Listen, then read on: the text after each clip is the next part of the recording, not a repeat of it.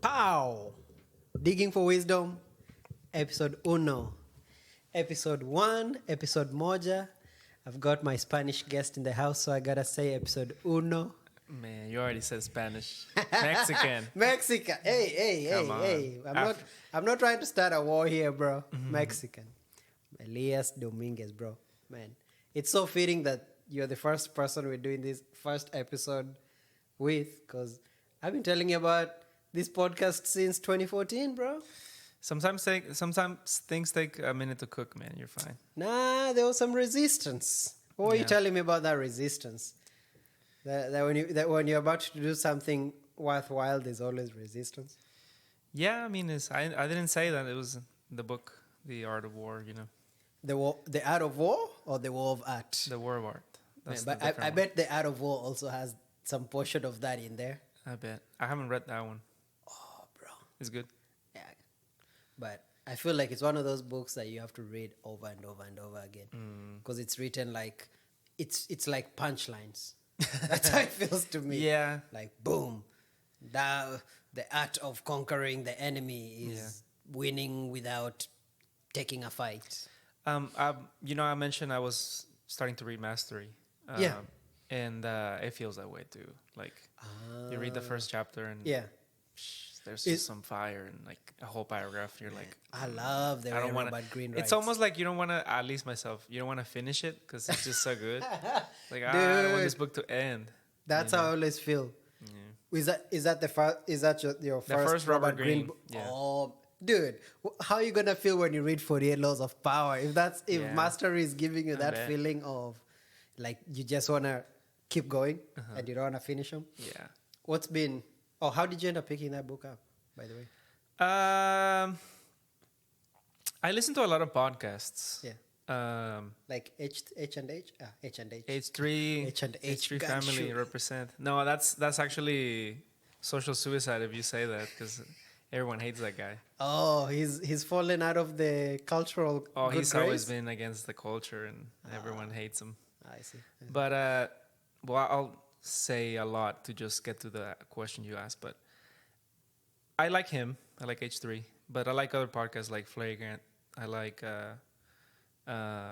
Flagrant. Flagrant. It's a comedian's podcast. Oh, what's his name? Andrew Schultz. Oh, They're just hanging out. It's a kickback. Oh, his show is called the one with the couch and everything.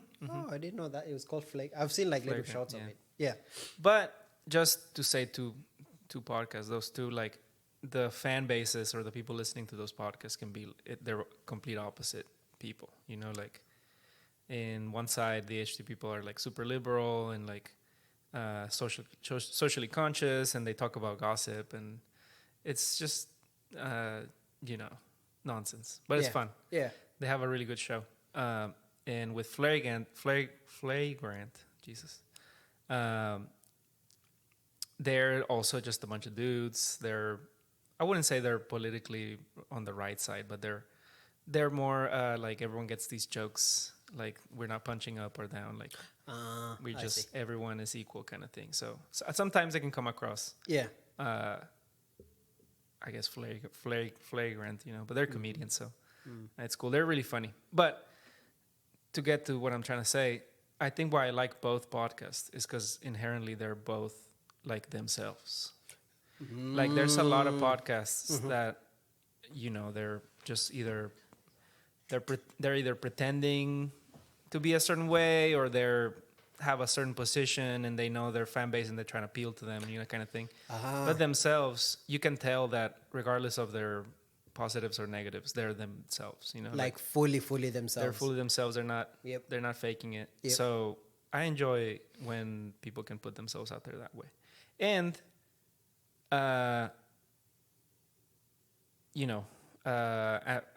Huberman, he is like also kind of like, he's like super methodical, like I guess he's a doctor, so he would be. Yeah, but he's like he communicates so clearly. Right. I really, really appreciate that, man. Like he takes such big, huge, complex things, and then he always gives you the scientific name and everything. Then he tells you, but this is actually what it means. Yeah, and you can tell that he's also doing it because he like that's who he is. You know, like he's trying to help you out. He's trying to give a lot of his knowledge away for you to understand. And when I heard of Robert Greene, I listened to Robert Greene's podcast with Andrew. And I didn't know he's done one with Andrew. yeah, recently, maybe in the last month. I need to check that out. It's good. Dude, it's really 'cause good. I love the one you sent me, him with Theo? Theo. Yeah. Dude, that was Theo's nice. another one. Theo Vaughn's, that dude is himself, you know, he's not Oh, trying yeah. to pretend. Oh, yeah.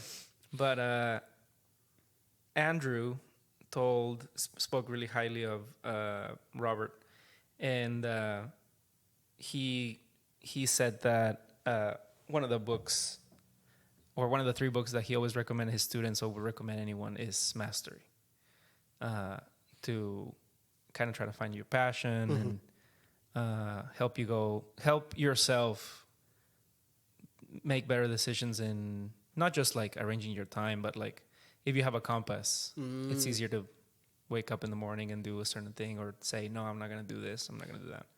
So I'm in the process of trying to be a little more specific with my time. So what best way then to do it with some actual, you know, boss of self-mastery. So Dude, Robert definitely. Greene, you know. And I feel like just calling it self-mastery is so much better than like self-help. I don't know why, but it has a different punch. But also his books, man, they grip you.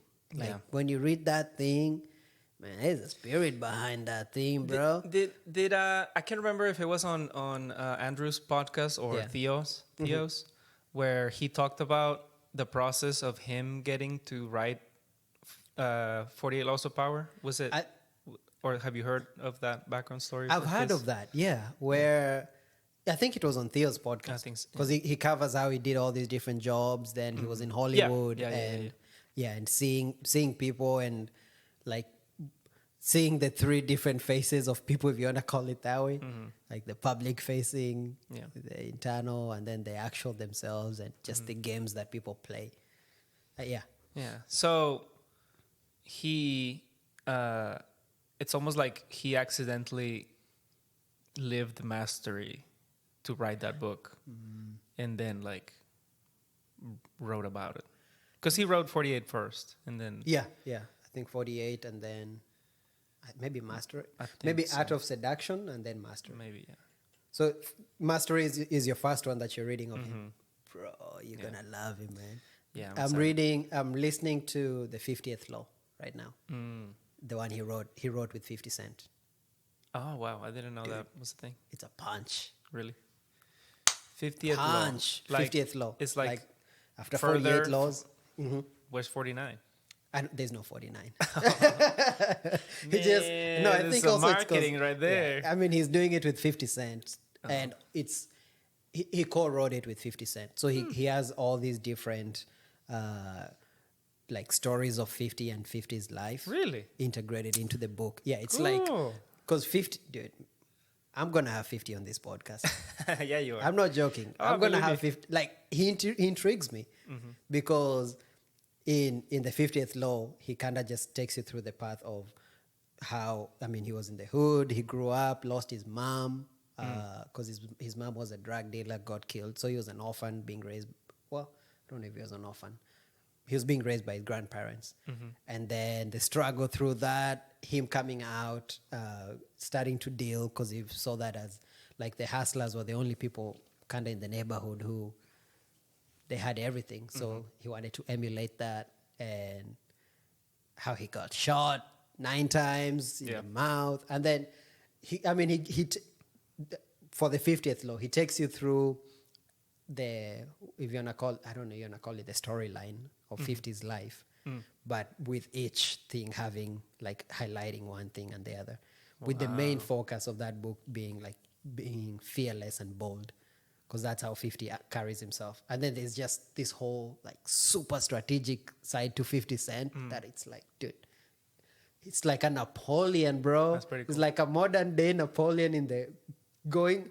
Because imagine it this way, bro. Like coming from the hood, almost hitting the crescendo of your life, getting shot 9 times, And then at that point, what you had banked on, like the label, Columbia Records dropped him because they were like, man, this guy is too violent, or he's involved in things like, bro, you're getting shot 9 times. You must be involved in some stuff that we don't want to associate ourselves with.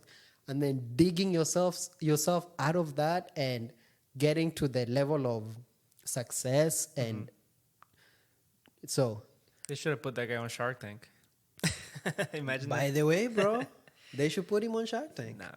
No, he was... Because also he's a character too. Yeah. He plays... 50 Cent is the... Superstar. 50 Cent is the superstar persona character. Curtis Jackson is like the man himself. The strategic man who moves very, very methodically. So I had read 50 Cent's book. What is it?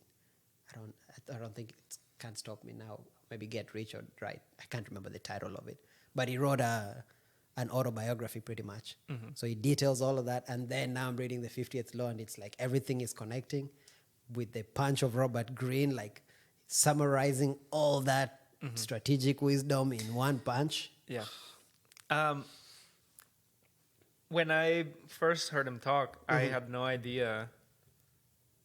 Well, his voice reminds me of Malcolm's voice, like a lot. Malcolm X? Gladwell. Oh, Sorry. It's like Robert's, Malcolm X? No, Robert Greene's. Who told you? I guess there's more Who Malcolm. taught you to hate the color of your skin? Man, woo, those speeches move you, bro. Yeah. Yeah. Malcolm Gladwell. Okay. Yeah. I guess I didn't. You hear, 48 Laws of Power, you think, Jack dude. Yeah. His look doesn't match. No, but and it doesn't match it the doesn't have voice to, as well of his writing. Yeah, because I feel like there is an energy to his writing but also maybe it's before, because I think he talks about it in Theo's podcast. He got a stroke or something a few years back. I think it was pretty recent. I don't know, but really nice guys. Actually, that's if everyone has their. I don't think a lot of people don't have like someone they would like freak out to meet, to get to know, Yeah. And I love I'm a musician, so I love a lot of musicians. But even within musicians, there's not a lot of people that I would be like freaking out. Like I would love to meet people, but I wouldn't freak out. But Malcolm Gladwell would probably be one that I would be like, Mr. Gladwell, sign my back. It's good to meet you. I follow him on Strava because he's a runner. Strava is an app that you can track your like bike racing or running, workouts kind of thing.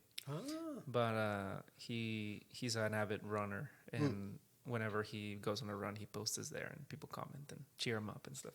That's cool. Yeah, That's cool. But I don't know. I think his take on sociology is very practical, so that's hard.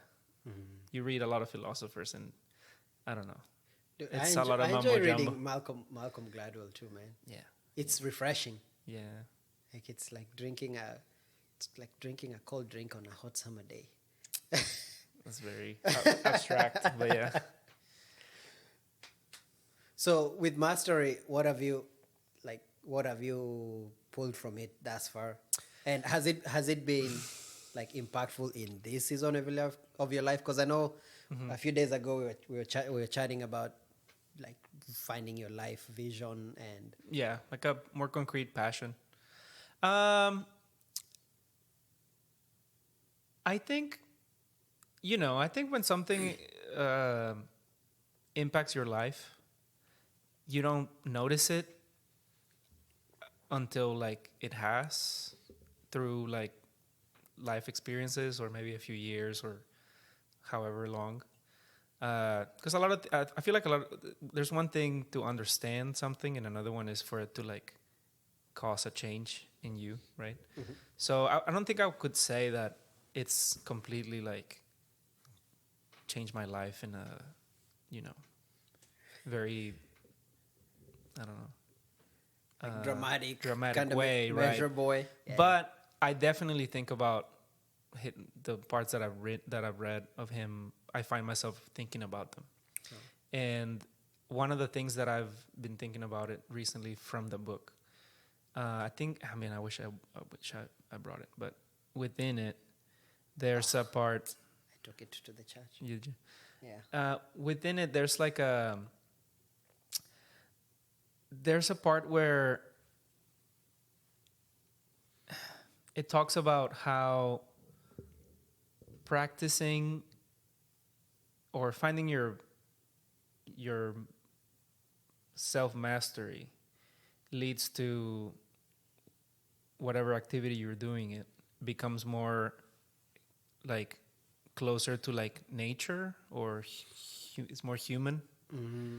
So the objective of finding your passion is that it's not only like you become a productive person, Yeah. but also as you're doing things, the fact that you're in it, sacrificing things or putting that passion first, makes you closer to, or puts you in a closer state of mind to like the human experience, or like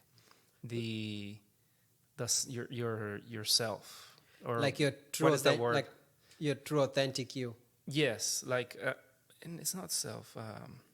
Ego. No. What is the word? No, it's Your soul.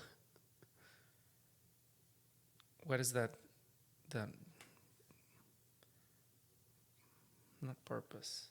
Destiny. You can edit it here and say you can say and just drop to your break, Babe. and then you're gonna say it's not humanity. Jordan Peterson talks about it a lot. Being. Yeah, you're being. Yes. So That word is a loaded word. yes, but if you can establish, if you, I think if you're able to understand that in order for you having meaning and being, there has to be a beginning and an end for it to have a story, because without a story there's no meaning, like that is also in your control, like I feel like a lot of people like conceptualize this like meaning and you have a purpose, but like with mastery, it's like you have control of your self-mastery, where if you are able to self-master, you can then achieve your being's purpose. It's kind of it's big, but you can feel it almost. It's like human. It's like it feels self very doable and practical too. Mm-hmm. Yeah. It's not some, like, it's not abstracted. Maybe that's the best way to put it. Yeah. Like, it's not over there. Mm-hmm. Mm-hmm. Mm-hmm. Yeah. But with that being said, I need to definitely finish it so I can have a more complete view of what he's trying to say. I see. Dude, I just started rereading that section I was telling you about of like finding the perfect mentor / master, and doing the apprenticeship, and then how to exit the apprenticeship, which I find very interesting as a thought, because he puts forth that like the natural tendency of the master is to actually hold the apprentice back, and the apprentice kind of has to like break out. Like the best master obviously would be like, yo, here, go, like fly away, go little bird, go conquer the world. Right. And he gives the example of Michael Faraday, the scientist guy, and whatever his master's name was, I forgot. And he became so dependent on Faraday. He was like a scientist, we'll call him, because I don't want to just say he was a chemist. He was a general scientist. So the guy who taught him, his mentor, became so dependent on Faraday that when it was time for Faraday to leave, he started spreading all these rumors about how he cheated. Oh, wow. Like he didn't correctly cite the experiments, trying to like hold him back. But Faraday was like, nah, man, it's my time to shine. And we remember him. We don't remember the other guy so much. Yeah. Yeah, dude, I think it's dope that you're going on that journey. I feel like I'm on the same kind of path at the moment too. Yeah. Yeah. Trying to find that purpose, that meaning. Yeah, I think we're getting old. And I think we just have more patience for uh, the grinding of life, I guess. Before it was just easier to say, oh yeah, when I get old, or I'll do this. or yeah, I have these years, or I have this amount of time, or whatever. But the sooner you can catch on and be like, hey, this is the best time. There's no better time than now. Would you have thought you would be like this from back in our fraternity days? Is this how you'll have thought like you'll age to be? No, that's a strange question, Well, but it's weird. I think it's maybe just a personality thing, but I always tell Ali that Ali's my wife, that I feel like I'm still 16. I don't know if you ever feel that way. Not 16 in the sense of like the temperament or the, strength or whatever, but my like continuous curiosity, or like my like thoughts of like, yeah, I can do that if I want to, like if I put the effort, like that like feeling, it's like still there. So I feel like a lot of people, I've always been supportive of younger people, just because growing up, the older people I interacted with always made teenagers or young people seem like they weren't wise or they weren't smart just because they were young. So like, I remember when I was young thinking, that's never going to be me. Like, I'm not going to underestimate people because they're young, So maybe I'm just stuck in that mindset, and I still think like when I was 19, which I guess was 10 years ago. man, you old I'm son, old. you're getting old. you, but your knees still working good. Luckily, man, for real. But I guess in that sense, I feel like I'm surprised that I still feel that way, I guess. Yeah. But going back to the question, if I would think that I'm still this way, or if I thought I would be this way, no, in the sense that I still feel in that aspect of my life young, but in other aspects I don't. I mean, I do, because I don't know, I was able to accomplish a lot of the things that I set myself to do when I was 19, like coming to America and graduating school, living away from my family, and getting a good job, getting a decent salary, and all the things that you are supposed to do, when you're younger. You checked off them boxes. Yeah. Your parents must be happy. Yeah, definitely. Yeah. They are very happy. And I think you can relate from a foreigner background. Like, Dude, definitely. The joy isn't so much in like you stayed at home and stuck around with the family and you're working for it's more so like we raised you in a way that you were able to like leave and do your own thing. And yeah, dude. But man, you gotta tell us a little bit more about where you grew up, because some of the stories you told us about good old Juarez, bro. Before I say that, I meant to tell you this. Last trip when I was in Cancun, with my family. My family is not. They're the most chill people. You know them. Yeah. Whenever we visit, like So relaxed. super laid back. Yep. And the environment's always chill. We're talking, joking. So calm. Yes, calm. Like never really too much going on. Just very relaxed. Yes. Yeah. Good food. I wish I could speak Spanish, man. I feel like your dad is the funniest dude, but I miss so much of his humor and his personality just because of the language barrier. I laughed so hard last. Yeah, because every comment always seems like he's making a joke about something. Yeah, my dad grew up with his family that were really poor, so comedy was always the only thing that would make a terrible situation better, So I would call them all just professional comedians, man. That's all they did. They would sit around and just make each other laugh. Man. But what I was trying to say earlier, they're that way, right?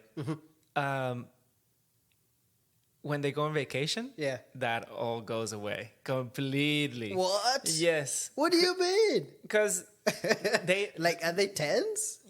not tense, but Yeah. they're I don't think they're used to vacationing Oh. because they're in a good spot. They're not rich, but they're in like a better spot financially. Yeah. So when they go on vacation, now they go, all inclusive resort, it's whatever.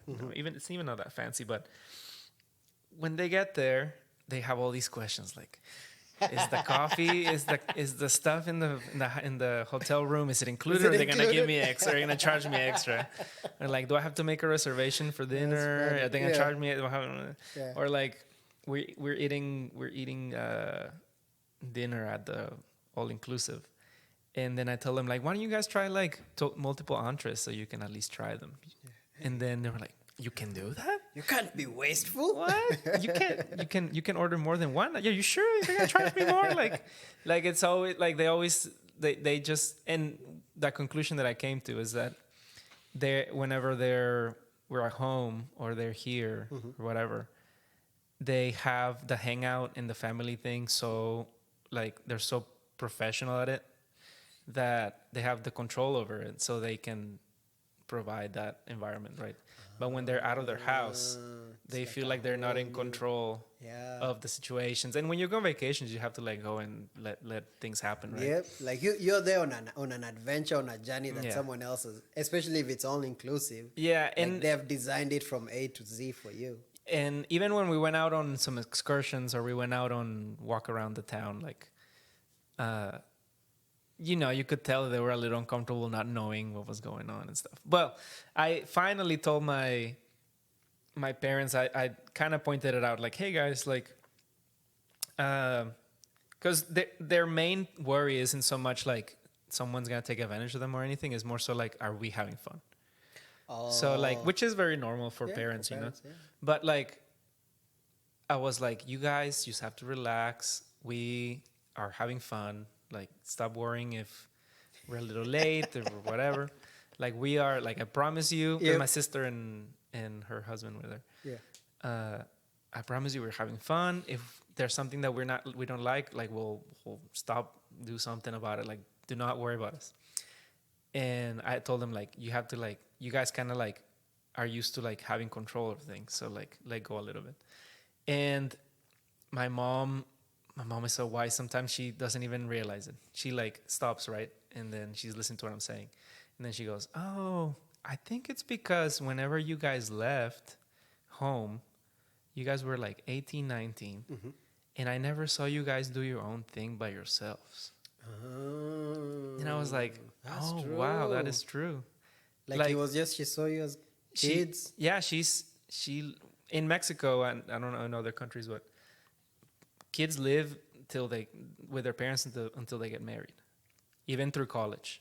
Like, they go home, they eat at home, they go out partying on the weekend, they come back at home. Like, everything up to their 26, 27, or however old they get married, they live with their parents. Man. So they have all that time, and they almost expect having your kids around for that long. Oh, I see. So it's not like here, 18 and man, you better pack your bags and hit the road, Jack. Right. So when my mom told me, oh, I think it's because you guys left so young, although you guys told me like, yeah, I'm fine and I'm doing this, I'm doing that, I never saw it.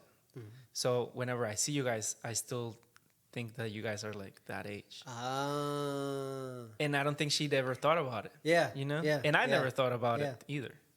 Where does that come?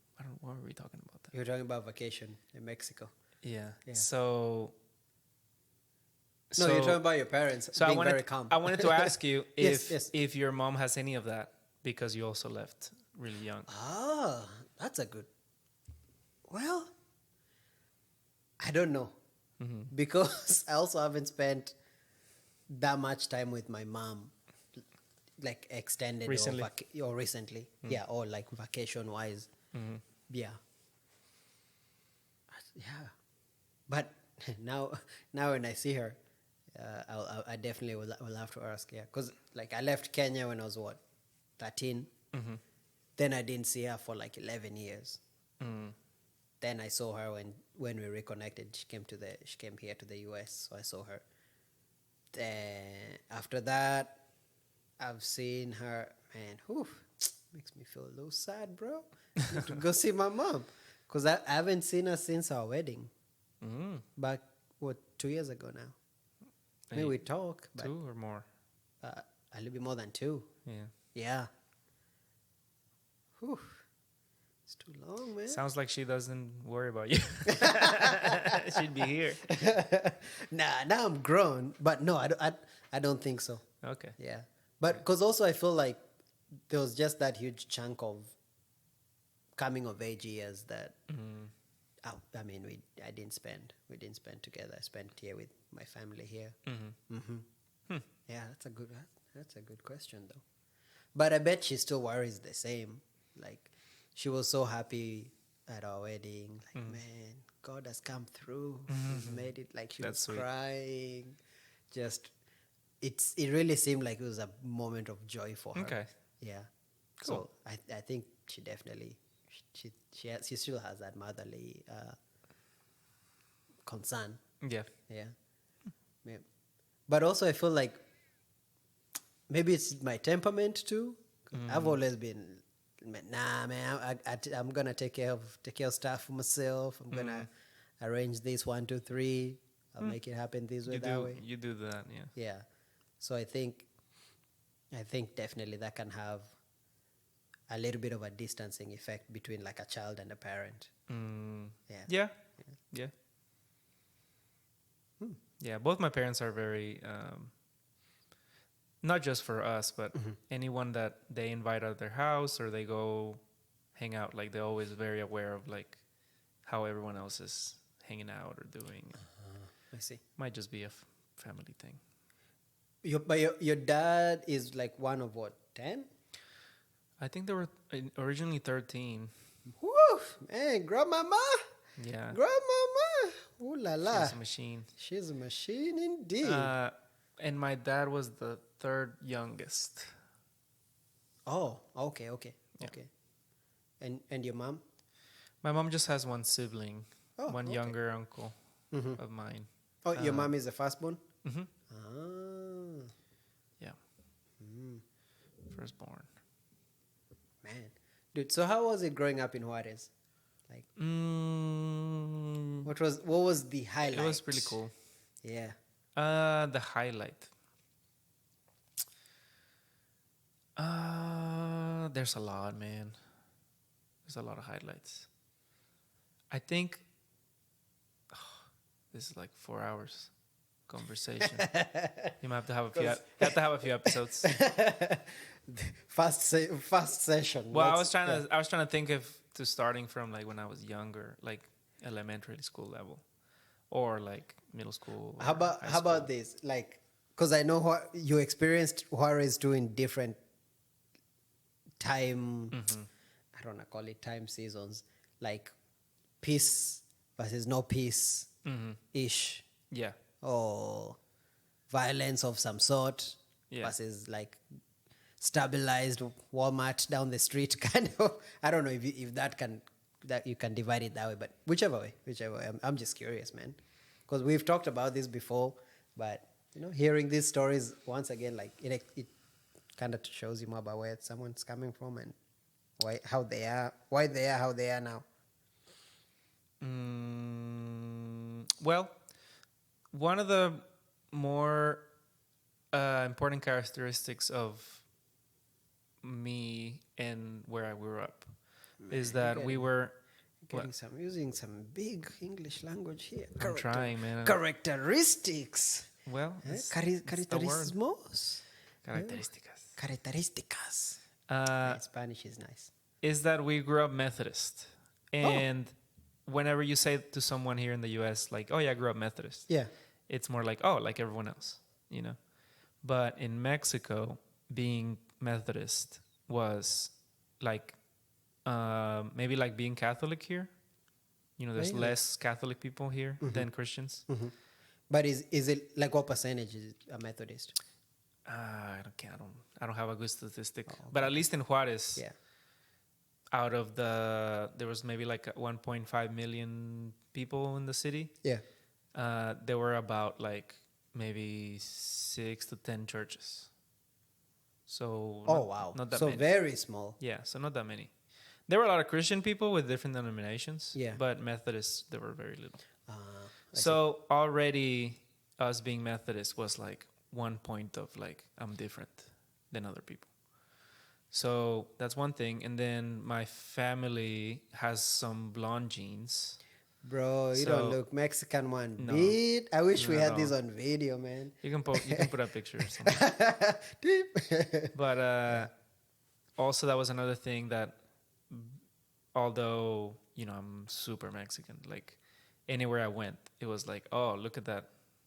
Like that little kid must be American. Or with my mom, they thought she was the nanny, No way. Or they would ask her if my dad was blonde, like from El Paso. Yeah. Yeah. Because Juarez for Yeah, somebody the border listening. town. For our listeners Sure. For our listener. in Botswana, Juarez is on the south. It's a border town The border town, yeah. of El Paso. Yeah. But so that was already another identifier that I was different from everyone, So where does the blonde come from, though? I don't think anyone knows. I have a relative that has some family tree, Yeah. and they think that one of our great-great-grandmas was someone's servant of some Spanish dude, I think. Bro, bringing in some sad history here, bro. Well, you asked. Hey, it's part of the history, though. But something like that happened. Oh, okay. So it's from way back. I see. But I have like out of the 13 siblings Yeah. that my dad has, it's definitely from my dad's side. Out of those 13 siblings, like maybe like 3 or 4 are blonde also. And then like I have a lot of cousins that are blonde too. Oh. And a lot of them, their parents are not blonde too, like my dad. I see. So it's like a recessive gene that kind of Yeah. sneaks in there once in a Something while. like that, yeah. I have some cousins that they're like twins and they're both blonde. And even my family, within the context of the race in Juarez, they're considered blonde, but they're not. How so? Like if my dad, when he was growing up playing soccer, Yeah. they would call him güerito. They would call him like Juerito means blondie? blondie. Even though he was just like a little Like more lighter Jarritos, skin. the drink? No, güerito. Guerito. Güerito, yeah. With a G. The G. Oh, yeah, okay. güerito. Okay. Güero is blonde and Ito is little blonde. But so even though he wasn't blonde hair color, he was lighter skin. Oh, So I see. in the context of Juarez, he's still like the whitest looking one, I see. But so those two identifiers for myself were already when I went to like elementary school or middle school, like, oh, he's Christian, or oh, he's too blonde looking, like I grew up kind of like feeling different, I'll give you like even so much that for example in elementary school, my parents, because they were Methodist, they made me, which was cool. Now that I think about it, it was a cool. I don't think they even knew that it was happening, but I learned how to like speak for myself and for what I believed in a sense. At least I thought I believed in that time. Whenever they were doing Dia de Muertos celebrations in November, That's the Day of the Dead? the Day of the Dead, there's a big culture of Day of the Dead in Mexico, and in the elementary schools and middle schools I went to, well, not middle school because it was a Christian middle school, but in elementary school, they would have a Day of the Dead festival every year. Yeah. And every classroom would pick a celebrity or a family or a school member that passed or someone and created an altar for them. Woo! To like celebrate. An altar. To Man, celebrate. bro, that's huge. Yeah, to celebrate like their life, right? That's the idea for Dia de Muertos. You don't want to let your people that passed that like get forgotten. So the way to keep them alive is by remembering them, right? So what else happens? Like, I mean, just we can take a little detour on that point. Like what actually happens during that celebration? You build an altar. It's like a combination of a like fair. you talk to the dead, or what's? No, it's like a combination of like. Well, it depends because like if you go to the south of Mexico, it is. I would say a little more spiritual. Like people go to the cemeteries. They bring like the food and the stuff they used to like. They go spend time around the actual like cemetery, you know. And they talk to the person, or I mean, they get kinda, you know, sorta. Not in like a conversation way, just like in a, you know, remembrance way. oh, okay. So it's not like they're trying to. They're not doing rituals and stuff like that. oh, okay. No, dude. But you said when you say altar, Well, yeah. from a spiritual view, you must. I mean, an altar is like a place of transaction of one way or the other. So when you mentioned just that word, I was like, oh, okay, maybe there's more to this than just like remember. As far as I know, someone. as far as I know, Yeah. there's no like ritual, but I'm sure there's probably something like that happening somewhere. I don't know. So was it would make sense. It would make sense, but I've never seen it. I see. So was this like a like? Because I know you're telling me more about the not is it Aztecs, the ones that are in Mexico? Well, there's was it like a multiple native ones. kind of holiday, or was this like a Spaniard? Well, I'm curious. you're going back to the Mexican history now, because I think it just all kind of got combined. I see. I don't think I can. I don't think I know exactly. Oh, okay. That's the like real where, answer. I Yeah. see. But it is very prominent in Mexico. Like that's one of the biggest holidays. It's a public holiday Yeah, on the like federal national calendar. No school. I think so. Yeah, November 2nd. Wow. Well, Yeah. Sorry. Continue the story. just to say that the classrooms would have their pick someone to create an altar for, right? And the kids had to bring like something to put in the altar. And the teacher usually just told like everyone, like, you bring this flowers, you bring this candles, you bring this, blah, blah, blah. So my parents always wrote a note and then told me to explain to the teachers, hey, we are Methodist, we don't believe in this celebration. Yeah. We respect it, but we don't want to take part of it, so we're not going to bring anything. Man, so that was... Your mama is wise, bro.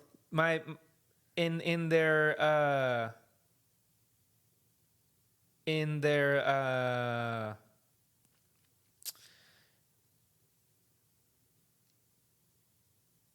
respect, in their love for their religion, they were happy to let me also respect the religion by letting me do that. They wouldn't go to the school themselves and tell the principal, you know. It was like, here, you're a Methodist, you're Christian, this is what we believe in as a household, and it's no big deal. You just go talk to them and it should be fine. And it was always fine. But I remember every year, like, oh, I'm going to have to go talk to the teacher. And you be like, what? The only one person? The only like person. The odd one? Oh, man. Yeah. And you already have Blondie, what did you call it? Jarrito going. Guarito going on Christian for you. Guarito. So, real American. Have you ever asked your parents like the deeper reason of why? I think I know it. Although I never asked directly. Like they strongly believe in the spiritual realm and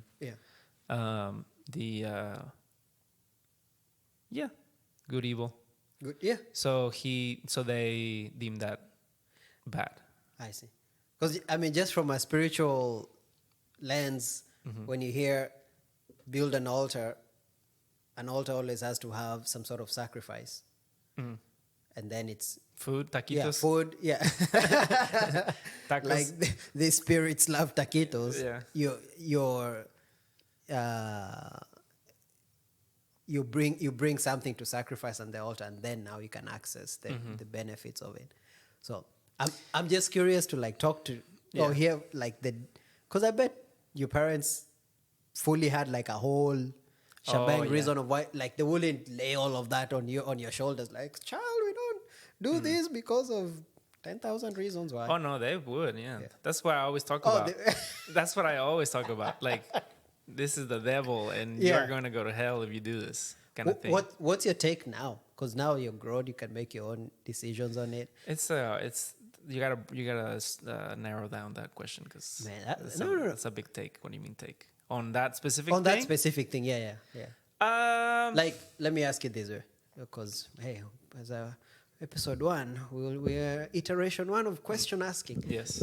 Would you allow your kids to do that? I guess Day of the Dead I guess if celebration. you wanted to get close, like the closer example Yeah. is like Halloween. Yep. Like, would you- that's where I was headed. Like, yeah. would you let your kids do Halloween? That's kind of thing, right? Mm-hmm. So Man, but Halloween. Well, oh, man, this Day of the Dead, the way you put it, bro. Bro, I there's think it's a little bit. there's a lot of spiritual like stuff. There's a lot of death. Mm-hmm. There's a lot of sex too in Really? in Mexican culture in the South. It was a very like visceral. Like the Aztecs and the Mayans and all those guys were like super in tune with like, you know, the most visceral parts of humanity, like that stuff, like you know, sacrifices and Yeah. you know, all that stuff. So like some of that I think translated hundreds of years later to the culture. I see. You I know, see. like- Like the vestiges of it are still there. Mm-hmm, And these, like the Day of the Dead seems to be like the entrance into that kind of realm. Would you not say? Maybe not so much the holiday. Here, just to also go around your question, or not go around. What is it? Man, come on, bro. Circle back to your question. I've been beat Just to around avoid this, your- I've been just beat to avoid around your this question. bush. Never gonna. Just to avoid your question, Robert Greene. No, like for example, one thing. Yeah. Have you seen the movie Coco? Yes, I've seen Coco. Man, the music is nice, but That killed me, man. That movie killed me. Maybe you're not thinking about the same movie. What movie are you Coco talking? with the kid with the guitar, and Yeah. then I don't know if I've seen that movie. It's been a minute though. Well, there is that level of Day of the Dead, right? Like just a general. It's a cultural top-level thing. celebration. It's a Yeah. cultural thing. I think there's nothing wrong with like, for one day at least. I mean, I think you should do it more, right? But there's nothing wrong with one day dedicating it to like visit your relatives and go to the graveyard, visiting your family, even like putting together something that like to remember them, right? That's one thing. But then the other thing is, like you said, and answering where we're talking about the spiritual parts. There is the culture of the Santa Muerte, or have you heard of that? No, what's that? So Saint of the Santa Dead? Muerte is it's literally the saint of death, basically, and it's a religion. Like, Really? Yes, it's Like a religion. Is it like a small sect or it's like a it's proper big. religion? It's people? proper religion. Is that where Big. the candles and all of that come from?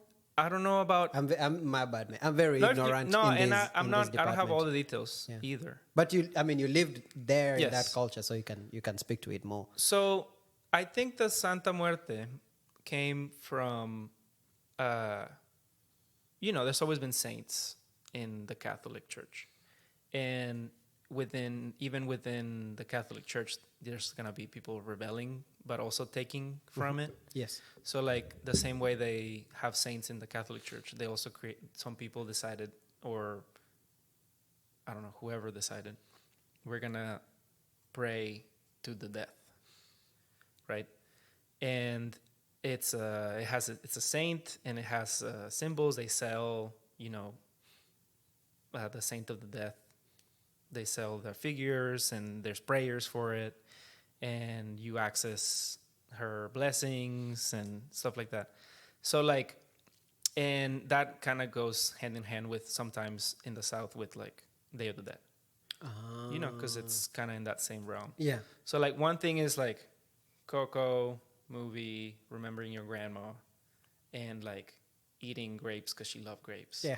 And the other thing is like I'm gonna pray to the saint of death. Like I'm gonna worship this idol. I'm gonna worship this death idol to like, you know, because death is not meaning. You should look up what it's based off. So why don't just we have a computer here. I don't know why we're beating around the bush here. Okay. So what should I just type Santa Muerte religion and read the description. All right. I'm just gonna go from Wikipedia here.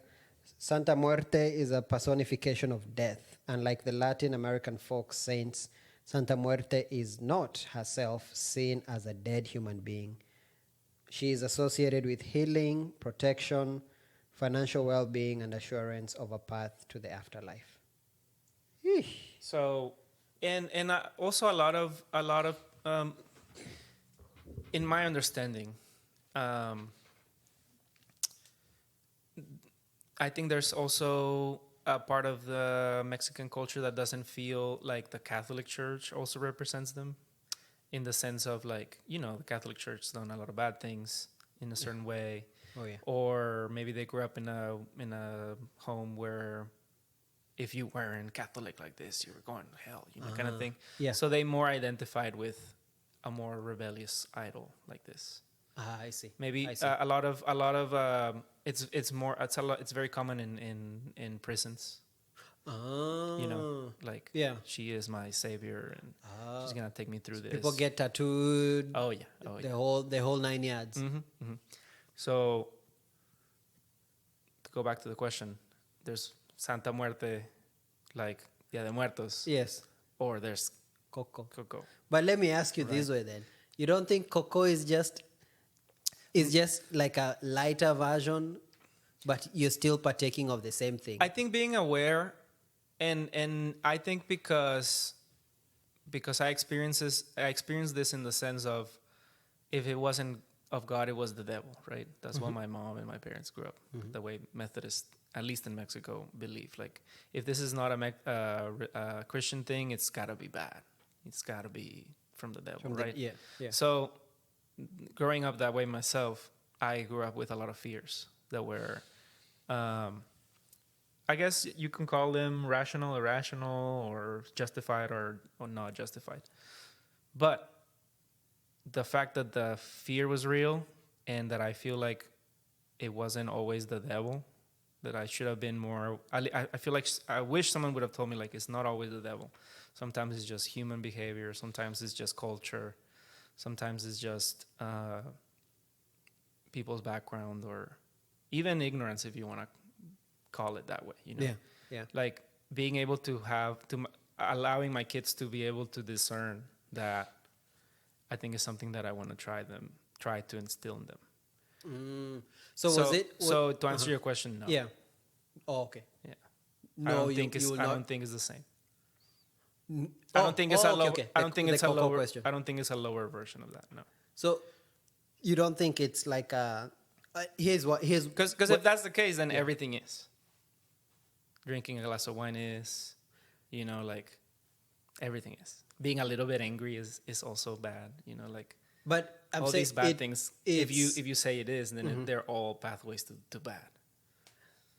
Okay, let me clarify my point a bit then. Yeah. What I mean, I think it's a step towards that, right? Like, Coco can be the introduction to somebody of, oh man, I love Coco, and then they go, oh, let me go see more about this ABCD. So you think that a kid's gonna be like, no, Coco, not a kid. Let me also pray the Holy Death here because I saw Coco.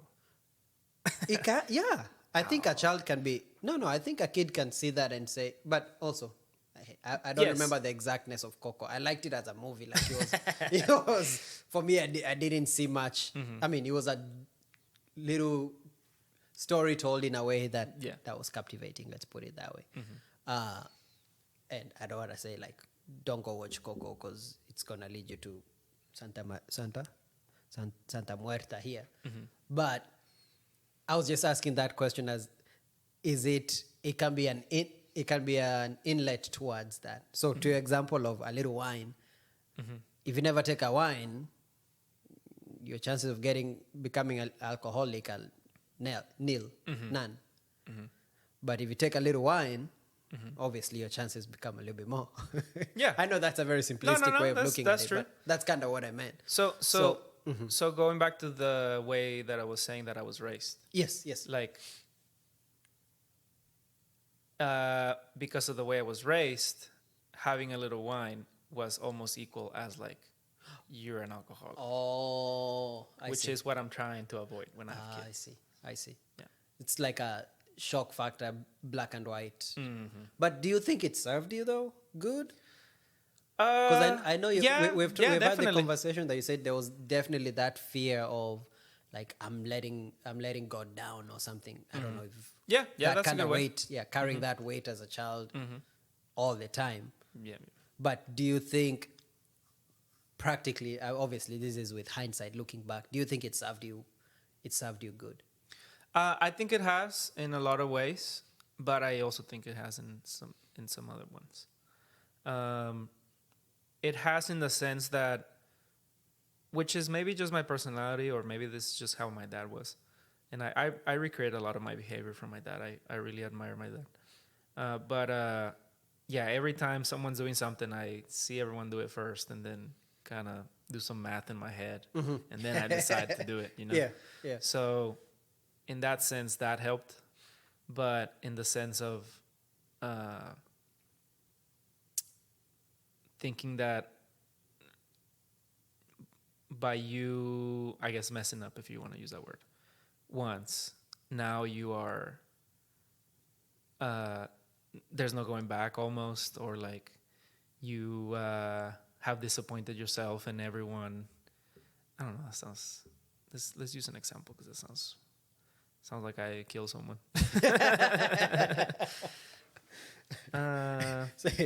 Coming from the Day of the Dead here, Santa Marta. Some sacrifice. like I give you this example. Yeah. This is a simple example, and I was still thinking in the kids like time. I remember one time, I was maybe in 6th grade, 7th grade. I stole a pencil, mechanical pencil. Is that what they call them? Like the clicky one? The clicky ones, yes. It's the coolest thing, yellow, big eraser. Oh, you're talking about the normal wooden ones? No. The ones with the lead. Yes. 0.7 lead. Yes. Oh, We only had money when for I first those. wrote with those things, I was like, this is fancy. You don't have to sharpen it. Oh, no. We only had money for those ugly blue ones that bent a little bit and then they broke. They were like made of plastic kind of thing. Well, I stole one. Yeah. I was 7. You know, you're a kid. Well, I stole it and I put it in my backpack, and then my mom picked me up from school. I remember having the biggest like guilt. It was like consuming me. Like I could not think straight. I was like not eating. It was like bad. And what I did was that I grabbed it from my backpack and I put it under the couch. I was like, no one's gonna find it. My mom's not gonna know. This kid just lost his pencil. And I swear it was, well, in kids' time, you don't remember, but I remember it was the longest time till like I told my mom, I stole a pencil. I am so bad. I'm going to go to hell. Yeah. You know, like real fear. It wasn't like like a kid should be afraid of getting scolded, but it shouldn't be afraid of going to hell. Like when you're like 6 years old. Like, come on. Like that's so heavy. So going back to the original question, it's helped me in other ways, but it's also kind of like it still leaves me with traces of that. And especially when I was younger, I can understand. I'm you get older, you realize that's not a big deal. My mom made me buy another one, and then I gave it back to him, and I apologized. So it turned out to be a good learning lesson, right? But I feel like I shouldn't have been stressed out of my mind like that. But do you feel like it really It made And- that and let like me tell you- distinction between right and wrong so clear, though. Yes, but let me tell you that although, or not although, it was definitely the wrong thing to do. I should have been, uh, I should have been regretful about stealing it and taking something away from someone versus being afraid. Is that your phone? I don't know. I don't think so. Versus being afraid to go to hell. Because that's not even the lesson. The lesson is don't steal. It's not. The lesson should be don't steal because you shouldn't take other people's stuff.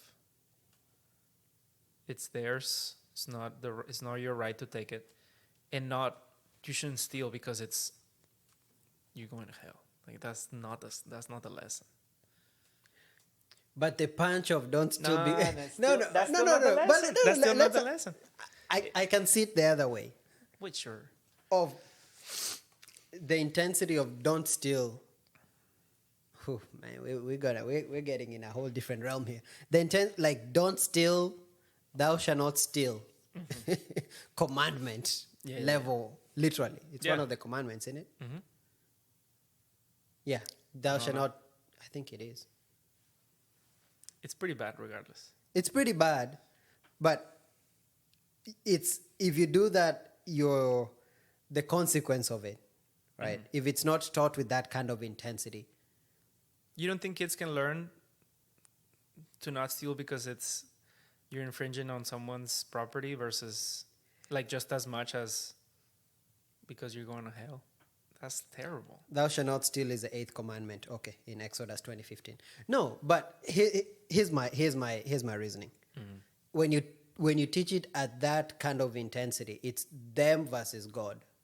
Like don't steal because you're doing something against your God, right? So the accountability factor stops being another human being. Like I'm gonna make this human being sad, but more I'm going to make God sad. And I feel like that's over. If the whole society functions at that kind of level, it's better. And the best way to do that is to instill it when someone is still a child. I think the anxieties that I grew up with that, because of my experience of feeling them, I don't think that is good for a kid. Is a net pos. Do you think if your parents like was it the I think part they of should the have. explanation? I think they should have probably explained it more that way. Yeah, they could have easily said like it's both. I see. Because I think it's both in a sense. Yeah. But maybe I was just an anxious kid. I don't know. But going back to the question, yes, it's help, but also no. I see that. It's heavy. It's too it heavy of a weight. But If you maybe believe it's meant that, if you believe a kid can carry that, that's fine. I think maybe how it's explained. Maybe. Because I don't know if a kid will, if you don't do this because it's evil, can meal like if they can digest that. Yeah. Yeah. I don't think so. I see. Well, so back to Juarez, you said you grew up. That was one of the things that like set you apart. You're Methodist, right?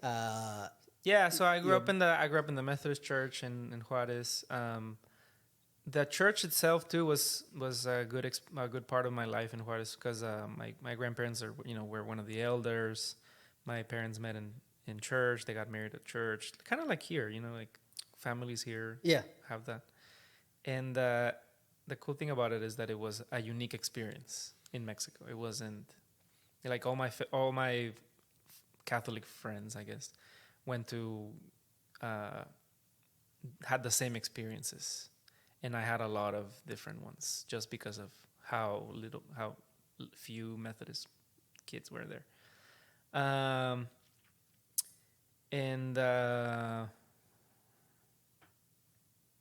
Yeah, that was a big part of Juarez. Growing up playing soccer, my dad was a professional soccer player. Hey. So You said he's Juerito. well, they ended up calling, or as he was growing up, they call him Gallito. Gallito is rooster.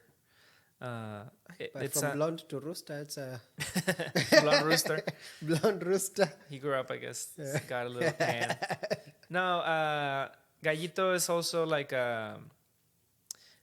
gallo, mi gallo, my rooster, I guess. Mm. In Mexican culture, as a slang is used like whenever you're like rooting for someone, or whenever you're like betting on something. Oh, You're like, that's my rooster. You oh, know? like I'm putting my money on. Yeah, that's my I don't know if there's an equal word for that in English, but that's my. Is it a horse? I don't have a horse in the game. That's my horse, I guess. There's a saying like I don't have a. When you don't, I don't have a dog in the fight, in a dog fight. Yeah, I like guess. I'm betting on. Kinda, yeah. Yeah. So he was Gallito. Adelo begs me to ask the question: is there a big like culture of rooster fighting in Mexico? Oh, big time, yeah. Oh, okay, so that's why that Probably. saying is coming from That there. makes Like sense, yeah. I'm betting on that rooster to chop the other one up. My gallo. Yeah, my guy. Okay, okay. Uh-huh. I never saw one of those. Well, yeah. And so him playing professional soccer in Juarez, he knew a lot of people from the city. So growing up, when I was 5 years old, I started playing soccer. What position did you play? Left wing. Oh, dude, I forgot you're a lefty. Yeah, left-footed.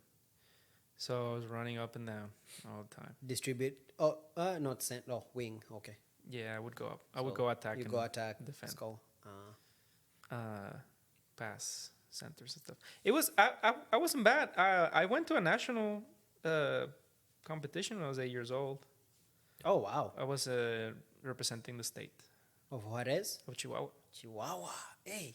We won the. Chihuahuitos. They made a team of city people, and then I made it to the state people. Yeah. And then out of the state people, we went to play in Man. a national tournament.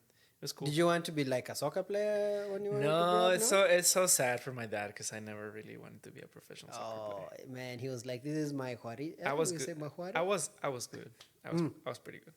And I think it helped that my dad was also good because he taught me things that a lot of kids just wanted to be flashy kind of thing, you know. And my dad was like teaching me the exact drills that I would need to like literally score to shine. Yeah. You know, so he helped a lot there. But it was odd because I was always a weird kid when I was younger, and Weird, like nerdy weird. yeah, nerdy weird for sure. So Like Super Smash Bros. oh yeah, video games, bro. Uh-huh. I love video games. But eventually, as I was growing up, a lot of kids kind of like. I guess also because I was Methodist, I was very chill, calm kid. You know, like I was just very shy. So as I was getting older, I was like maybe 11, 12. Like that's the age where like if you really don't have any background of religion or anything like that, like everyone's saying like over sexual jokes that don't make no sense, or everyone's using curse words. You know, kind of like hazing, bullying kind of version of a 12-year-old soccer team, you know. And I honestly just didn't enjoy the company of a lot of those kids. I definitely had some friends there, but I was just not. It was just not vibing with that environment. Gotcha. So I told my dad. I just told my parents I didn't want to keep playing. I was like maybe 12, 13. Is that when you started volleyball? Because I know you said you did volleyball too. No, was that in high school? I was in high school. Oh, yeah. Okay. I played volleyball at church all the time, but I wasn't good, like in a sense of like a team. I thought you said you guys went to like a national. In high school, yeah. Oh, okay. But not in church. Not at church when I was like Word. before high school, because I was at church the whole time. I see. But I started playing guitar at church, and I have a cousin named Edgar. I remember one time was just playing the electric guitar, and we were just in his bedroom, and he was playing some Nirvana, and he was playing with so much passion. And he's also an amazing singer. He's one of the best singers I've ever met. He went to college for opera, and Oh wow, he would sing at professional proper. yes, he would sing. Is that what he's doing now? Or? No, his life kind of led him in a way where he's still doing music, but he's not doing it at that level. Oh, okay. Man, when you said his life kind of led him in a way, I thought you're gonna go way darker. No, his life kind of led him in a way. No, at some point, he was thinking about like even going somewhere abroad, like to practice what he did. But that's nice. I think he just had family duties, and he ended up not being able to pursue all that. But he was definitely trained and really good. We would go listen to my bars when he played. He made money and played with bands and stuff. He was really good. But I was like, 12? He was like, 16? Oh, so he was like really close in age, man. I was thinking like he was like an adult. Well, eventually with time he grew up to pursue that. But he sang so good with so much passion. I was like, man, that looks so fun. I gotta try that. And I always liked music. So eventually I just told my parents I wanted to play guitar, and the church needed help. So the church that I was at, the music that they played was incredible. Like I was lucky that they really put a lot of effort in their music. So the older people that were there. Do you gotta tell us about Samuel? Well, that's later. He wasn't the one who that was like recruited the you guys end to of the my church? music career. Yeah. Really? Or my church music career. What? I was always under the impression he was the one who like taught you guys how to play. No. Like in your nascent years. No. And I'll tell you about Samuel. I started playing when I was like maybe at church when I was like 14. They still had the full band.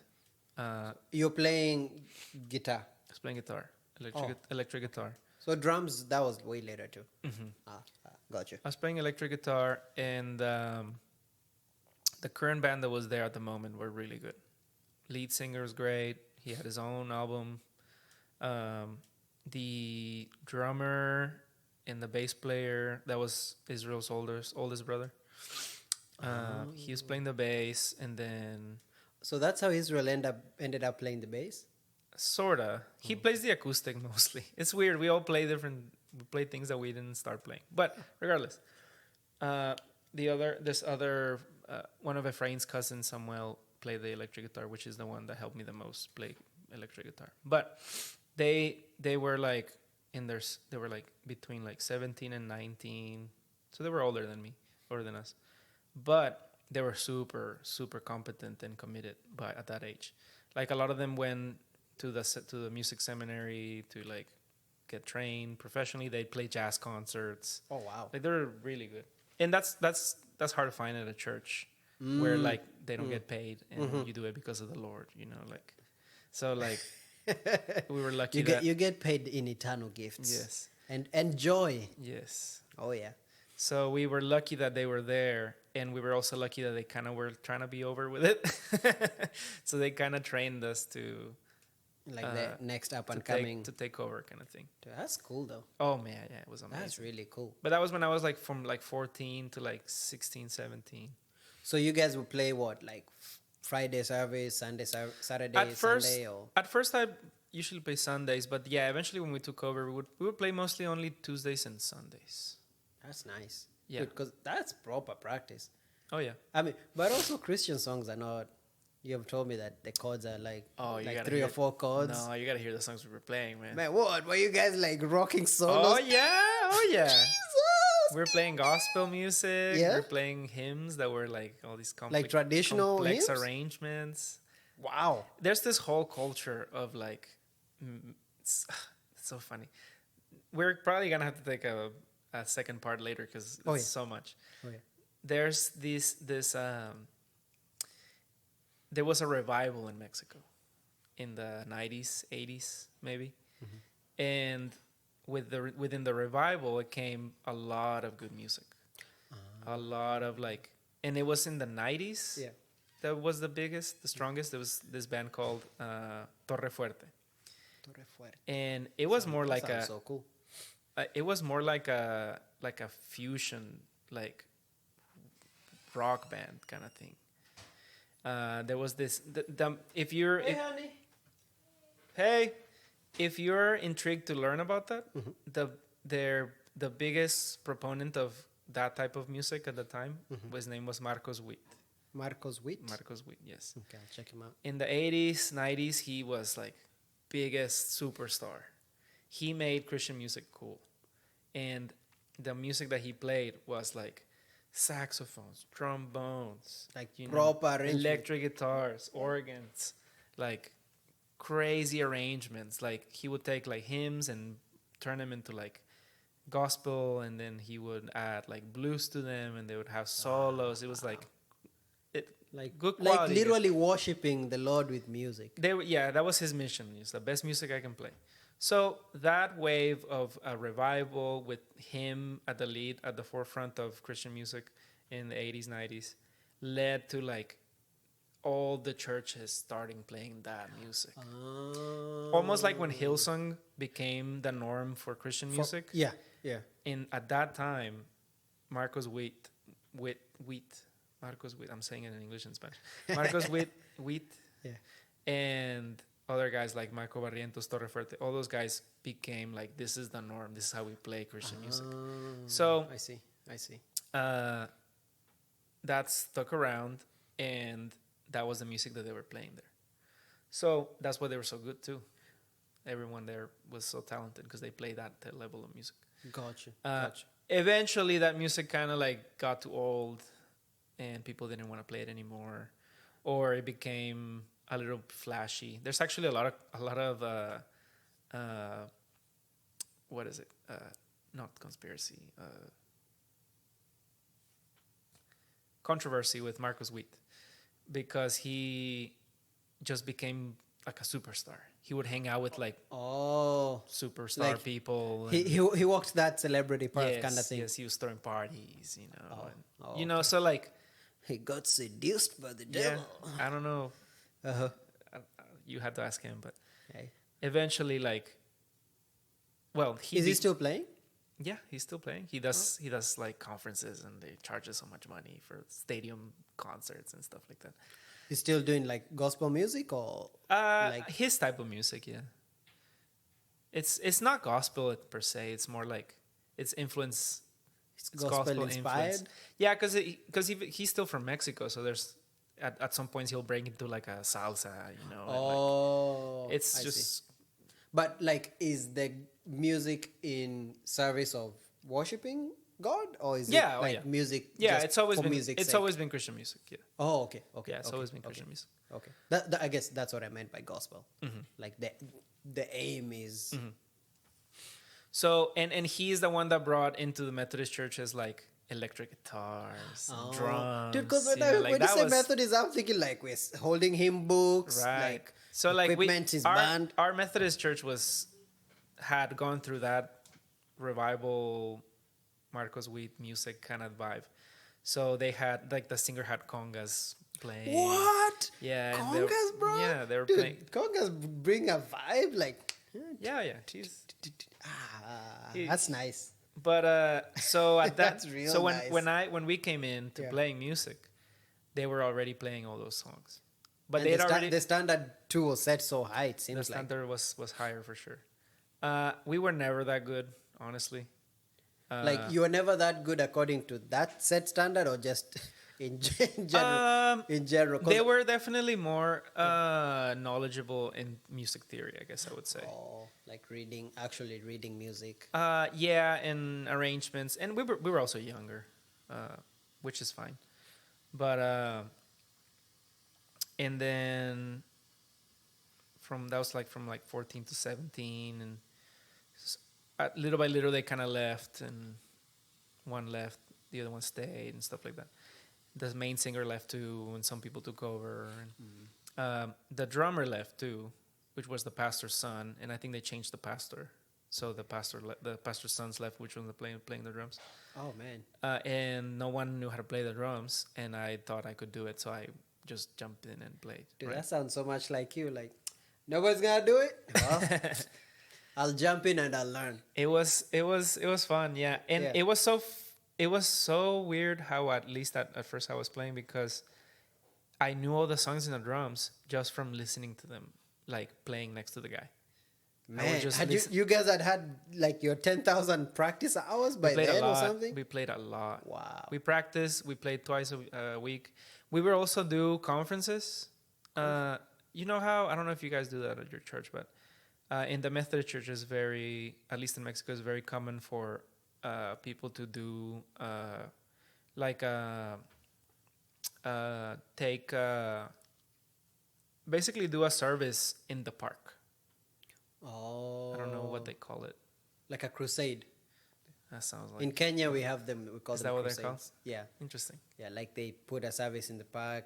Yeah. Literally a whole service, a healing service. Yeah. So So the full 9 yards. so we would do all that, play at church on Sunday, and then in the evening we would carry all our stuff Oh wow. to the. You were there. Remember the plaza? You went to a church, right? Yes, I went to church. Yeah. So you know how there's like the big cathedral next to our church. Man, bro, You remember? this was like 10 years ago. It wasn't that far my ago. memory. Well- I mean, I remember kind of ish the general. There's a big Catholic cathedral, Yeah. and like maybe 2 blocks from there is the Methodist church. Mm-hmm. We would go right outside the Catholic church. Man, they're trying to have their peaceful mass. You guys are there. No. Rocking. It wasn't a public. It was still a public like area. Oh, okay. But wasn't- also, it was in the evening. I guess they It was don't in the really evening, have mass in the Yeah. evening. So we would like be there early 10, play, get food, play for like the music was also long because that was just the culture. It was like 5 songs of worship and then 3 of like the chill one where people fall and start falling and So it people was start. praise is a high intense one, then worship the more. There you go. That Okay. way. Yeah. And then we would go eat and then we'd come back, carry all our stuff over there. We would just literally carry it because it wasn't even that far. We carried I would carry the amp like 2 blocks, just like put it on the Man. thing. Must have And then gotten we some play for muscles like, there. and then the point of those were to like convert people and bring them to God. So like it was like 4 hours, like And then, so you would play, and then there's a service, like preaching still happening. preaching, and then And then they pray. And the preaching, all right, musicians come in. We're gonna start praying over people, and then we'd be there for like an hour and a half playing different songs. Yeah. And then we carry all our stuff back Man. again. So like, we definitely got a lot of hours of playing. Why did you do it? Like, what was your motivation to keep doing it? You know, that's a good question because when I was in high school, even though I played volleyball and I played, and when I was in high school, I had the chance of I was in high school in Mexico and then I was in El Paso, right? In both high schools, I had the chance of playing sports, and in Mexico, I was able to play because practices were in the middle of the week, but the coach had Sunday games that he wanted us to play. These are when you're In doing Mexico, volleyball. yes. Okay. He had games that he wanted us to play against adults to like get better, and I was always like, I gotta play at church. I'm playing at church, Man. and even in high school. And like you were making that call yourself. It wasn't like Yeah. your parents. Yeah. Like you, amigo, No, you gotta play no, at church. at that time, no. Ah. And then in high school, I also could have played basketball Yeah. or soccer, but a lot of the games were and practices were in the evening or on the weekends, and I want to play. I think a big part of that was because I loved our friend group. Our friend group was super super tight. All of us played. All of us also pushed each other to like be better musicians. Efrain was a singer, and acoustic guitar player. okay. Israel was playing the bass. I was playing the drums. Israel's brother was playing the keyboard. So it was really Everyone close was knit. like, we were all close. And I love their company the most. So I think that's mainly why I kept playing. And I love music over sports for sure. And just to tell you about Samuel, eventually, eventually, That's Samuel, yeah. eventually,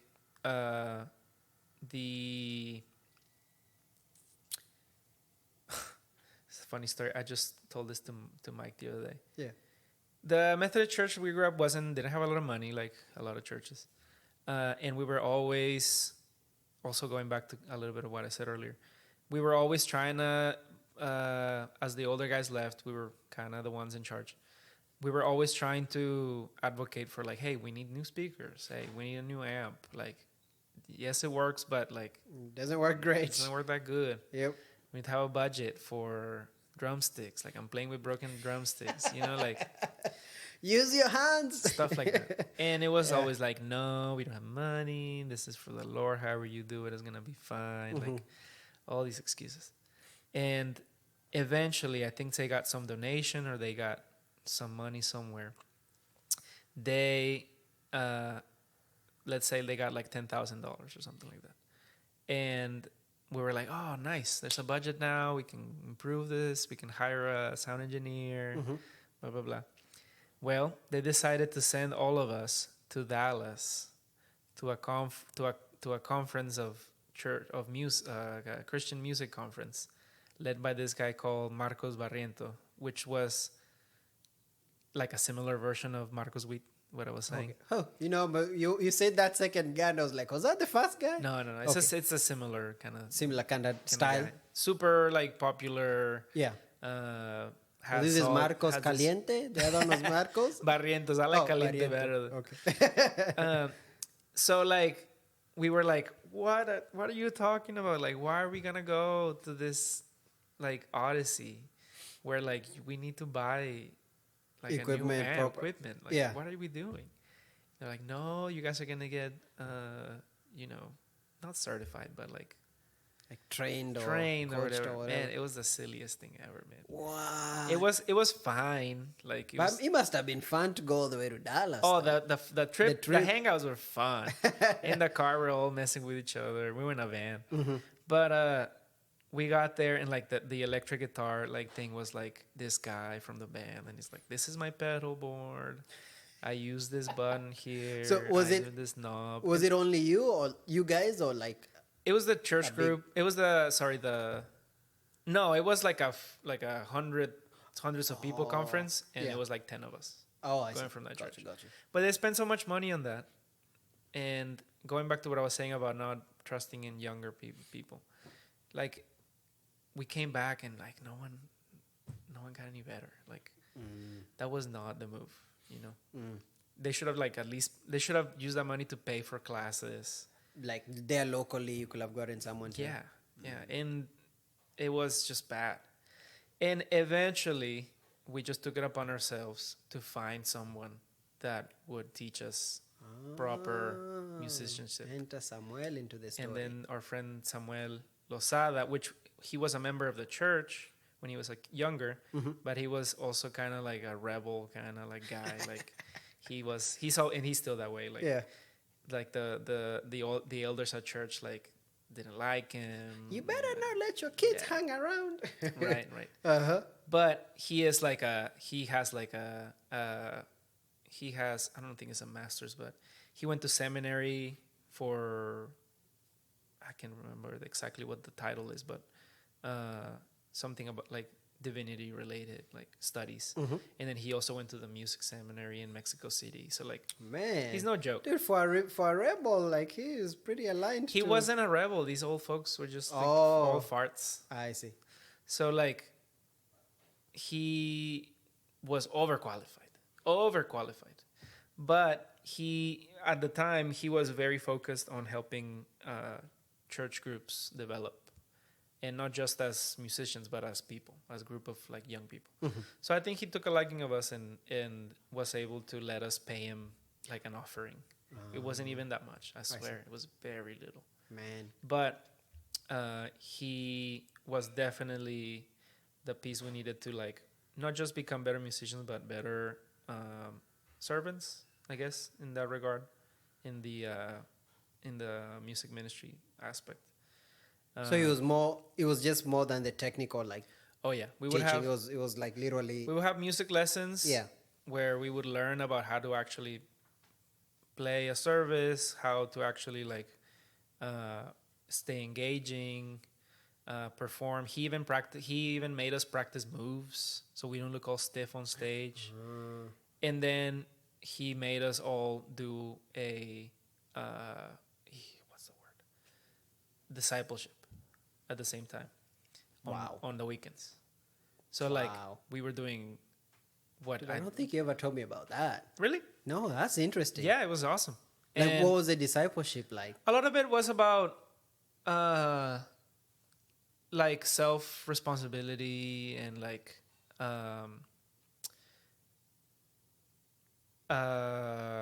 not humility, because that's it's more than humility. It's more so like looking after your neighbor, taking responsibility on your actions, and then applying a lot of the teachings of God in a practical way. That was always his thing, like practically. I think that's why I liked him a lot, because I'm always that way. Like we can talk about the stars and the universe, but if there's no practical, like Yeah, like show me how to get there. yeah. So it was great. It was awesome. We wrote letters. We were writing like summaries of what we were Letters learning. to your girlfriends? No, I think to ourselves. To your and future selves? stuff like that. Or like proper, like sit down and think Yeah, kind of right. And then it was so cool. Eventually, he encouraged us to do It was now that I think about it, it's crazy. We were playing. We were getting better. We were learning all these things that no one ever taught us. The older guys taught us a lot about music, but he taught us more about like the whole of it, the performance aspect of it. He even would work with Efrain. He was the singer. He would make him practice what he was gonna say in between songs, because a lot of people think a lot of people just have wing it. a lot of people have the knack for like, we're here for Jesus and then some people are terrible. They're like, the song's coming in and just start singing, So like he would make them like he would make him like practice what he's gonna say, and not just practice like he's faking it, but like, hey, have a reflection this week. Like, what do you think? And I feel like over that practicing over time, then it becomes natural. Oh yeah. Once you do it so many times, but in the beginning, it needs to be kind of mechanical like that. For sure. Oh yeah. And during rehearsals too, he was ruthless, man. Like, really? Oh yeah, he was like, we're having this practice. Yeah. Everyone should know exactly what they're playing. If you don't, we're gonna wait for you till you figure it out, kind of thing. Man, so like, was he like Whiplash ruthless? No, he was quite my he tempo. Was nice. He was nice. He was very, and the thing the difference with that is that he wasn't mean. Okay. He was just like, okay, let's practice the song, and then we play it again. Play it again. Okay, you messed up there. Everyone stop. I see. And then everyone stopped, and then he would be like, all right, play the part by yourself. Man, and then the attention is on you, it was bro. awesome, bro. It was great. It was great. No, man, I feel like that's when you mess up. Like everybody's watching it. No, you can't mess up. That's the point. Like, take responsibility. You don't know. Why don't you know? Yeah. We can all tell you don't know. Like, next time, no. There was a practice where we all just were slacking. No one really knew what's going on. And we were playing the song. It was terrible. Sounded terrible. Okay, you guys stop. Everyone stop. Yeah. Israel, play the song. And then no one else play it. And he's just playing the notes, boom, by himself. Yep. Messing up. Yeah. That was wrong. Yeah. Play it again. All right, you got it. Go away. Practice it. Now you sing it by yourself. No music. And he starts singing the song. So like he did it one by one. Wow. To like show that we didn't know it, but also like show you that it doesn't take that long to like learn. Like, well, sorry to deviate a little bit from, but he was in the same way. He was very real about that. He was also very real in the discipleship part. Man, we cool, we bro. dig in ourselves, and we learn about responsibility. We learn about the helping your neighbor. Yeah. And then through the reflections we will write. So you guys will write these reflections like every week? Yeah, well, pretty much. Okay. Bring them in, share them. I'm here as a youth minister, youth pastor, taking notes, bro. It's cool, dude. Yeah, that's if really you ever cool. can, you should talk to him. He is a beast. Send when me it his comes to contact, that. dude. I really would love to connect with him. Because that sounds like so thought out. Oh yeah. And I mean, to have somebody in that stage of life, especially because that's the stage of life where You're kind of trying to find yourself a bit-ish, and Yeah. the world. It's like you against the world, almost a bit. Yeah, he was. I think he was in his. Also, he was like in late 30s, so he was. He could have been doing something else. Like in the prime of his life, pretty much. Yeah. And eventually, as the kind of time of him being there occurred, we did like a play / like presentation of our reflections to the congregation. It was so Really cool. Yes, like he through like as through like, the reflections that we made. yes. He gathered, he and his wife. His wife is also a beast. Solid wife, like always there, super helpful, super insightful too. She had a lot of the talent for the graphics and. Yeah, I remember she did that. Yeah, you remember. First You video met her. for you guys. Yeah. Yeah, for the band. So you have a band, by the way, CFR. Yeah. This is where you say, and my band. You separate. can find us on Spotify or any platforms I'll where say at the music end. is played. I'll say it at the end. But she put together a video where we would go one by one and kind of read a little bit of like the best of like the reflections we made, Little highlights. kind of like what we learned. And as we were saying it, she was displaying them in the video, kind of thing. And that gave it a little more like a theatrical kind of I see. aspect of it. I see. But we did it for the congregation. So his thing is it was always like show, don't just talk about it. So like, and it was funny because like the church didn't kind of want him there, but like they couldn't fight, like they couldn't argue. They couldn't argue with the results. Man, like he literally lived that comment you just said, like show it. Because when you show the results, man, then somebody has to argue against that versus their whatever conceived notion they got in their head. Yeah. So that was really cool. Interesting. For some reason, he was controversial because even like, and we even did I think it was a month or 2 weeks. What is that when you don't eat? Fast. Yeah. Like a month or 20-day fast or something. Like and like some of our parents were upset about it. Really? Because they were like, "You guys are young. You shouldn't be. You should be eating all the tortillas you can to grow." Like some of the family and some of the like people managing the church, I guess, felt like he was like overstepping. Right. Yeah. Like that's kind of for the parents to decide, kind of thing. Or the church, but like no one was doing it already, and we were paying him. So like. So was it that, like, what was the point of contention that the church had against him? Is what I'm trying to understand. Was it like he was too future facing for where the church was at that I think he was a specific little. point? I think he was a little.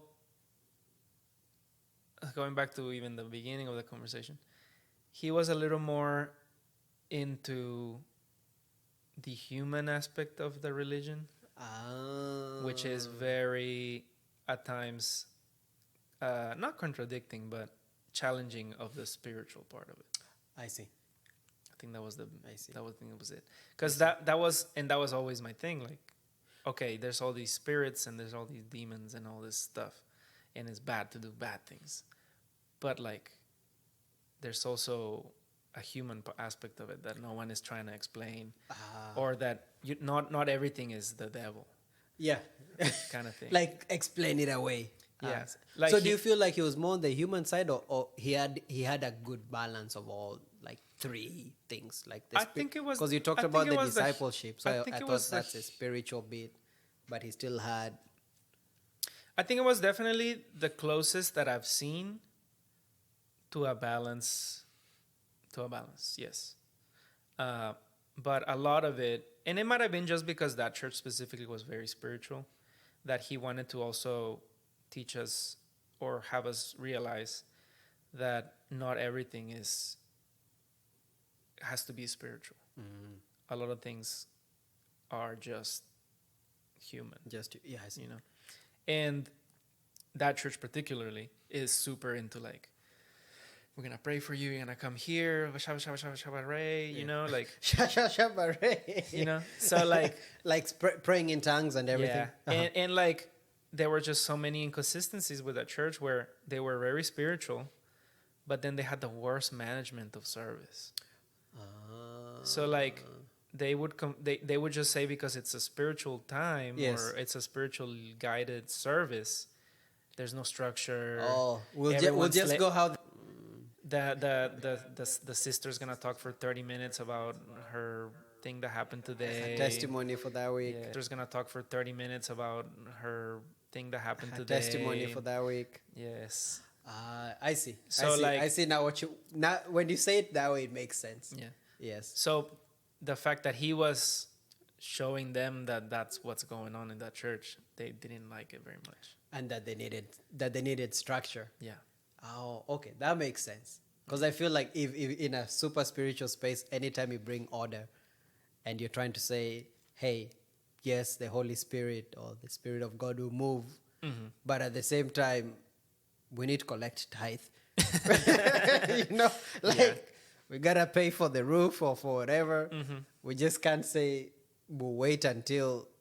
Like there's a practical essence to the spiritual walk. Yeah. So, and he if there's someone that I've ever met that like lives what he preaches is that guy. So a lot of people talk about, you know, helping your neighbor and, you know, playing religious music and being a Christian or something like that, but they don't live it. I see. And Mr. Samuel is more about living it and not really saying much. Nice. Man, we started out speaking on Robert Greene, mastery, living out the authentic self. So how do you feel Mr. Samuel helped you? Or how did he impact you to where now you live your full authentic self?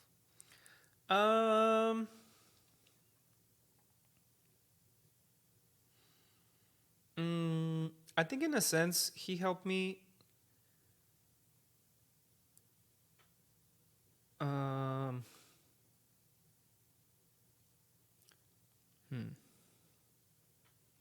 full authentic self is hard because I don't know, sometimes that's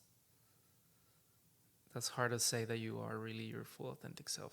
But then you can even say like approaching it, because I don't think you can be. You can say you can be full. Yeah, that's hard. Full 100%, but you can approach it and more like you're shading off the masks. If you're gonna look at it that way, or shading off the facade, and truly like being. And that's why when you said the word being in the beginning, I was like, man, that's a loaded word. But in that sense, in that context, I think we both kind of know what you mean by that. Yeah. I don't want to give you a bogus answer. That's what I'm thinking. to go, let me go around your question. Let me go around your question. Yes. No. Take your time. Take your time.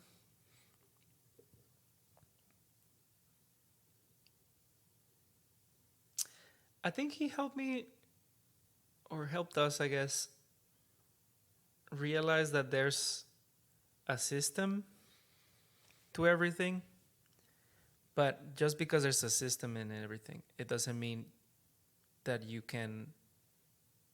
you're like slave to the system. Like you can still portray who you are within whatever system you're in, as long as your intentions are positive and they're you. In the sense of like, he could have been like, oh man, you guys are all doing this wrong, I'm gonna talk to your parents, or like, you should stop listening to your parents, or you should stop listening to the elders, or like, you know, like a very harsh anti-establishment way. But his thing was just literally like Jesus, like he shows you by example kind of thing. I see. So he was really good at showing that through example you can actually change the system. So now that whenever I'm in a situation where I don't agree with what's going on, or I wouldn't do things that way, or maybe I would just, you know, think about not being myself to fit in almost. I remember that it's not about lashing out and being like, this is bad. It's just about just you through your actions can be, can still change whatever system and things you're not in favor of. But it's through actions, not through Like force. might. Force. Yeah. Yeah. Dude, I can feel like I've seen that in you for sure. You think so? Yeah. Yeah. Because you always find a way to like calm things down a bit too. It's never through direct power. Like you don't impose. Maybe that's the best way to put it. Yeah. Yeah. Yeah. And like the people that we know, that like our common friends, so I think people will agree with that for sure. Like you let someone be themselves rather than like, this is bad, This is the way. this is the way, yeah, kind of thing. Yeah, it's yeah, I think that's the best way to inspire, just to do it. Just to do it. Well, bro, this has been episode uno. Ooh. You're definitely coming back for more episodes. Oh yeah, for sure. Because this conversation, dude, there's so much more. I'm curious on just Yeah, your view, your take. definitely, man. So I'm happy to do this. Yeah. Next time maybe we can talk a little bit about your stuff too. People don't know all about you, you know. hey, sure, bro. That'd be cool. It's unwrapping and peeling an onion deeper and deeper. But music. Before we go off, you play music. You're in a band. Where can people find your songs? Where can people go to jam with you?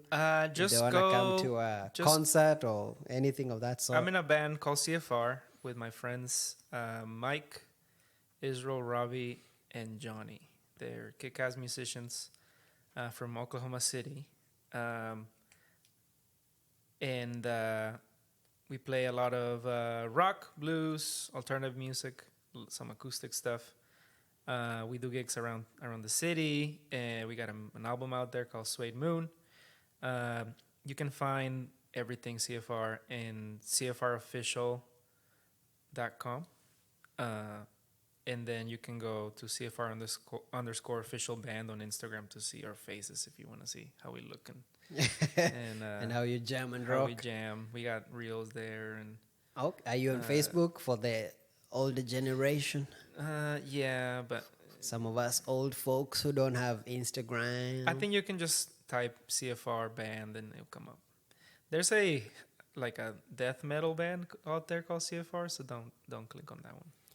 How do they know it's you guys? We have I think it'll be pretty common. There's no skulls and deads on the picture. Okay. But for your album Suede Moon, Our album is that Suede like Moon has it's a moon, and it has it's red in the background. Our logo also has like a little bird. It's a robin because of Oklahoma City. It's a lot of robins here. But you'll see it. It's pretty common, and I think we're top on the search bar, so I think it should be fine. Hey, sweet. Well, At SEO. yeah. We got the Mr. latest Tech thing. guy. We made a Tiny Desk entry for the song "The Hall" on our YouTube channel. So we got a few live performances there. Dude, that was a unique video It's fun. and performance by singer Mike. Yeah, and the rest of the band. Are you guys doing any live shows? we're gonna have a live show in September at the Blue Note. We exactly don't have the date. We're still seeing where they want to put us. The Blue Note is a really cool venue in Oklahoma City. They have a lot of types of music, but the owners are really, really, really into blues, and they're gonna start showcasing a lot of bands from Tulsa and Oklahoma City that play blues. So they want us to be in that first batch of blues musicians. So we'll play there. Yeah, Sweet. you can play our song at the end of here. Oh, yeah. Oh yeah, and that's you'll edit, copyright approved. you can here. edit it in. Yeah, we won't block you. Don't worry. Copyright. I'll just play it, and you can play on the microphone. That's fine. Just put it after post. That's fine. Okay, we can do that too. Yeah. Cool. Well, bro, thanks a lot, man. Yeah, Been for chill. sure, man. Digging for wisdom. Part 1 or Part 1. episode 1. Episode 1. Yo, it's been nice. Woo. For sure.